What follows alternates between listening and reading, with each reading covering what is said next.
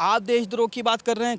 ये देशद्रोह नहीं है कि आपके राज्य में महाराष्ट्र में अगर हम नवाब मलिक की बात करें तो खुलेआम वहाँ पे ड्रग्स पैडलिंग हो रही है, खुलेआम वहाँ पे है ना युवाओं को बर्बाद किया जा रहा है। अगर हम आपके आरोप देखें तो आपके पास अंडरवर्ल्ड के साथ आपके कनेक्शन बताए जाते हैं। हज़ारों करोड़ की 3-3 हज़ार करोड़ की ज़मीन आपने 2 नंबर तरीके से ख़रीदी हुई है, वो भी उन लोगों से ख़रीदी हुई जिन पर टाडा लगी हुई थी। तो आप तो कम से कम देशद्रोह की, राष्ट्रद्रोह की और इस तरह की बातें ना करें। तो यही वो कंगना है जिसको वो है ना क्या क्या आपत्तिजनक शब्दों का इसी के खिलाफ प्रयोग कर चुके हैं।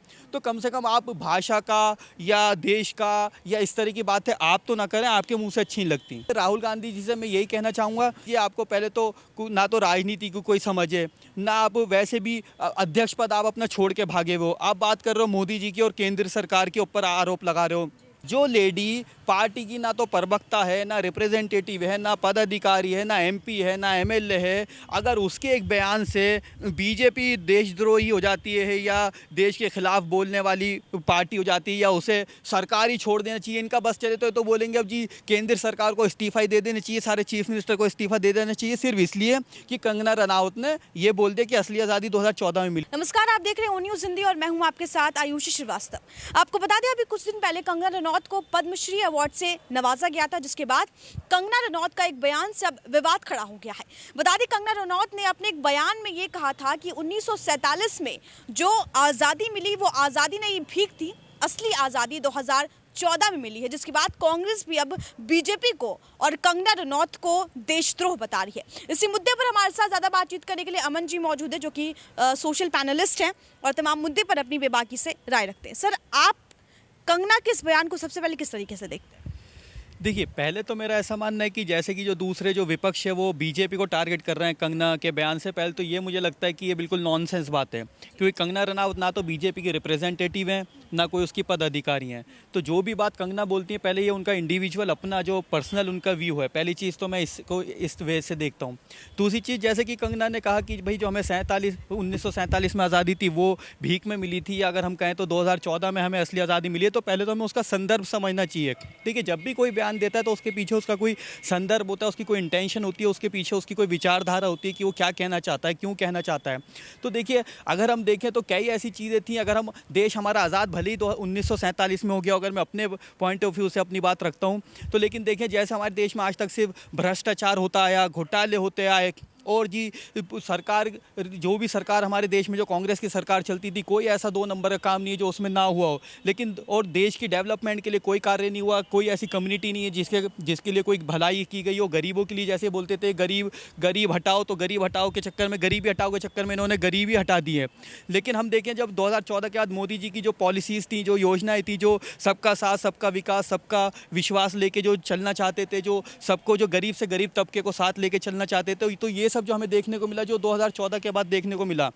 अगर हम अपने देश की बात करें, 50 साल, 60 साल, 70 साल हमारे देश को आज़ाद हुए होगा, हमारे देश में टॉयलेट तक नहीं थे। मोदी जी के बाद हमें देखने को मिला कि आज हमें इतनी सहूलियत है कि हम कहीं जाएं तो टॉयलेट यूज़ कर सकते हैं। दूसरी चीज़, स्वच्छता अभियान जैसा जो अभियान चल रहा है आज के टाइम में, मैं खुद की अपनी बात करूं, मैं कहीं रोड पे चलता था तो मुझे कोई इतनी शर्म नहीं थी कि मैं कोई चीज़ खाऊँ या कोल्ड ड्रिंक पीऊँ तो मैं बोतल डस्टबिन में डालूँ, तो मैं कहीं भी फेंक देता था। आज मेरा खुद ही मुझे ज़मीर गवारा नहीं करता कि मैं कोल्ड ड्रिंक की बोतल या कोई चिप्स का पैकेट कहीं रोड पर साइड में डाल दूँ, जब तक डस्टबिन नहीं आएगा चाहे मैं पॉकेट में रख लूँगा। तो ये सब चीज़ें जो बदलाव है, ये हमारे 2014 के बाद हमें अपने देश में देखने को मिला है।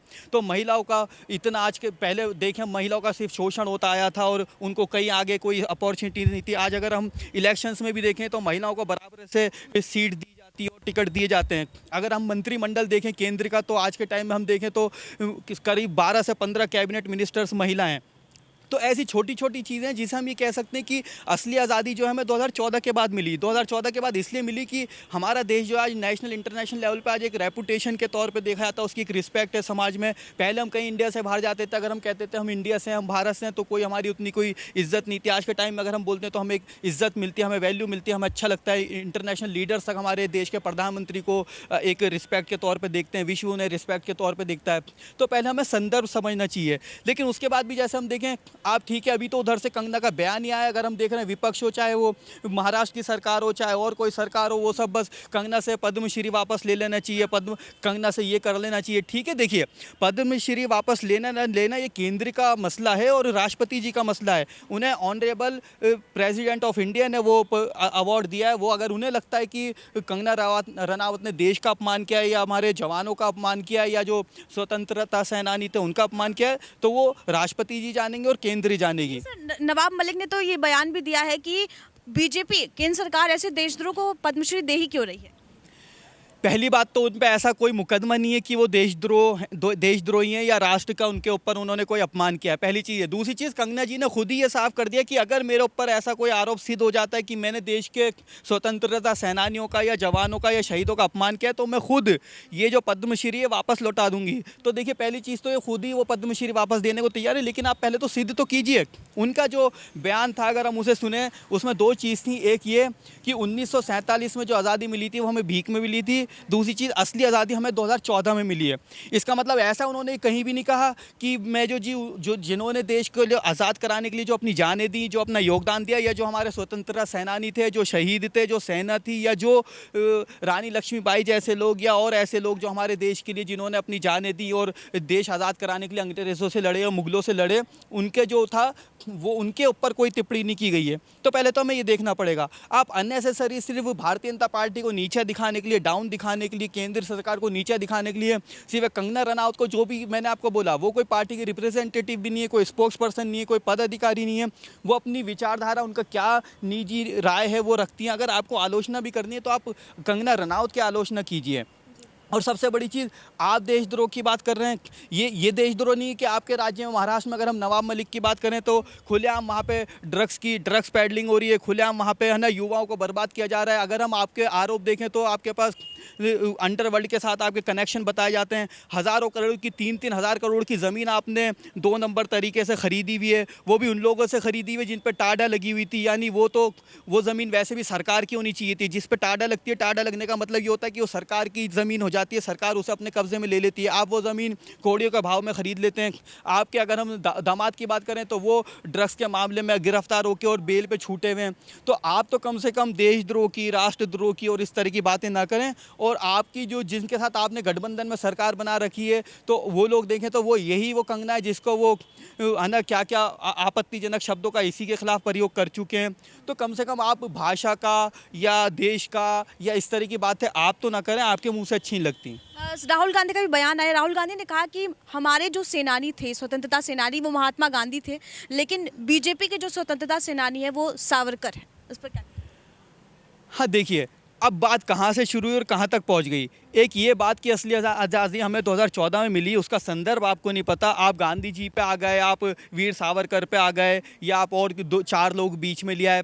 पहली चीज़ तो ये, गांधी जी हमारे देश के अगर हमारे राष्ट्रपिता थे, उससे कोई इसे डिनाई नहीं कर रहा। और हमारे माननीय देश के प्रधानमंत्री मोदी जी तक, बल्कि असली जो सम्मान है, चाहे अपने गांधी जी को हो या अपने सरदार वल्लभ भाई पटेल जी को हो, या और जितने लोग थे, सुभाष चंद्र बोस जी को हो, असली जो सम्मान है वो हमारे बीजेपी आने के बाद 2014 के बाद हमें देखने को मिल रहा है। उससे पहले हमें पता ही नहीं था कि और कौन कौन लोग ऐसे लोग हैं जो हमारे पैदा होने से पहले या देश आज़ाद होने से पहले जिन्होंने अपनी जान की आहुति दी या फिर अपना कोई योगदान दिया, कंट्रीब्यूशन दिया। पहली चीज़ तो ये। दूसरी चीज़ ये, राहुल गांधी जी से मैं यही कहना चाहूँगा कि आप इसी से अंदाज़ा लगा लीजिए, आपको पहले तो ना तो राजनीति की कोई समझ है, ना आप वैसे भी अध्यक्ष पद आप अपना छोड़ के भागे हो। आप बात कर रहे हो मोदी जी की और केंद्र सरकार के ऊपर आरोप लगा रहे हो। इन लोगों को इतनी समझ नहीं है जी। बीजेपी को देशद्रोह बताया, वही मैं कह रहा हूँ ना, बीजेपी को। अब मैंने आपको फिर बोला, जो लेडी पार्टी की ना तो प्रवक्ता है, ना रिप्रेजेंटेटिव है, ना पदाधिकारी है, ना एमपी है, ना एमएलए है, अगर उसके एक बयान से बीजेपी देशद्रोही हो जाती है या देश के खिलाफ बोलने वाली पार्टी हो जाती है या उसे सरकार ही छोड़ देना चाहिए, इनका बस चले तो बोलेंगे अब जी केंद्र सरकार को इस्तीफा दे देना चाहिए, सारे चीफ मिनिस्टर को इस्तीफा दे देना चाहिए, सिर्फ इसलिए कि कंगना रनावत ने ये बोल दिया कि असली आज़ादी 2014 में मिली। पहली चीज़ तो ये। दूसरी चीज़, फिर मैंने बोला आपको संदर्भ नहीं पता। अगर आपको कोई आपत्ति है भी इस बयान से, अगर आपको ऐसा लगता है कंगना रनौत के इस बयान से देश को या आपको कोई आहत पहुंची, आपकी भावनाएं आहत हुई है, या आपको ऐसा लगता है देश का अपमान हुआ है, तो पहली बात तो ये आप कंगना रनौत से अपील कर सकते हैं कि वो माफ़ी मांगे। दूसरी चीज़, कोई भी आपको सवाल करना है, कोई भी आरोप लगाना है, आप कंगना रनौत पर लगा सकते हैं। और कई ऐसे लोग हैं, चाहे वो आम आदमी पार्टी को, कांग्रेस को, जिन्होंने कंगना रनौत के ऊपर कंप्लेंट भी कर दी है। तो देखिए, एक लेडी ने आके एक बयान दिया जिससे आपको आपत्ति है, आपने उसके खिलाफ कंप्लेंट करा दी। अब कोर्ट जानेगा, कानून जानेगा, अगर उनसे वो जो उनका जो पद्मश्री है वापस लेना है तो वापस लेगी सरकार, अगर उन्हें सज़ा देनी है तो कानून उन्हें सज़ा देगा। लेकिन आप कंगना के कंधे पर बंदूक रख के केंद्र सरकार पे आरोप लगा रहे हो, है ना, वो टीका टिप्पणी कर रहे हो सिर्फ इसलिए क्योंकि इलेक्शन करीब हैं, यूपी में, पंजाब में, दिल्ली में एमसीडी के इलेक्शन है, उत्तराखंड में इलेक्शन है, सिर्फ इसलिए कि आप अपनी जो रोटियां सेकना चाहते हो कंगना रनौत के कंधे पे बंदूक रख के, तो ये तो पॉसिबल नहीं है। क्योंकि जनता को इससे मतलब नहीं है कंगना रनौत ने क्या बोला, जनता को इससे मतलब है कि मोदी जी की योजनाएं क्या है, पॉलिसी क्या है, देश को आगे क्या क्या हमें फैसिलिटीज़ मिल सकती हैं, हमारे युवाओं के लिए क्या पॉलिसी हैं, महिलाओं के लिए क्या पॉलिसी हैं, डेवलपमेंट हमारी कैसे हो सकती है, और आगे देश कहाँ तक जा सकता है मोदी सरकार में। देश को इससे मतलब है, इससे मतलब नहीं है कि कोई एक्टर या कोई एक्ट्रेस या कोई क्रिकेटर, कोई स्पोर्ट्स पर्सनैलिटी आके देश आज़ाद होने पर क्या बयान देता है, उससे केंद्र सरकार को कोई फ़र्क नहीं पड़ता। और अभी तक मैं ऐसा नहीं मानता कि किसी भी पार्टी के किसी बड़े लीडर ने आके ये स्टैंड भी लिया हो कि हाँ भाई हम इस बयान का समर्थन करते हैं। बल्कि अगर एक दो नाम मैं यही बता पाऊंगा जिन्होंने ये कहा होगा कि हाँ ये बयान सही नहीं था, चाहे वो महाराष्ट्र के लीडर हों या हमारे वरुण गांधी जी हों जो हमारे बीजेपी के एमपी हैं। तो देखिए, जब हम ही उनके लिए स्टैंड नहीं ले रहे हैं, तो हमें पता ही नहीं उनका संदर्भ क्या था, वो क्या कहना चाहती थी, क्या मकसद था उनका कहने का, तो उसके बिहाफ पे सिर्फ आप केंद्र सरकार को सोचो कि वो सरकार छोड़ दे और वो देशद्रोही होगी, तो ये तो देखिए ये तो पॉसिबल नहीं है। सर थैंक यू, बहुत बहुत शुक्रिया सर हमारे साथ बातचीत करने के लिए। तो ये थे अमन खान जी जिन्होंने इस मुद्दे पर खास बातचीत की। देखना काफ़ी अहम होगा कि कंगना रनौत के इस बयान के बाद आगे राजनीति और क्या कुछ गर्म होती है। कैमरा पर्सन गुरप्रीत के साथ आयुषी श्रीवास्तव, ओ न्यूज़ हिंदी। जय हिंद।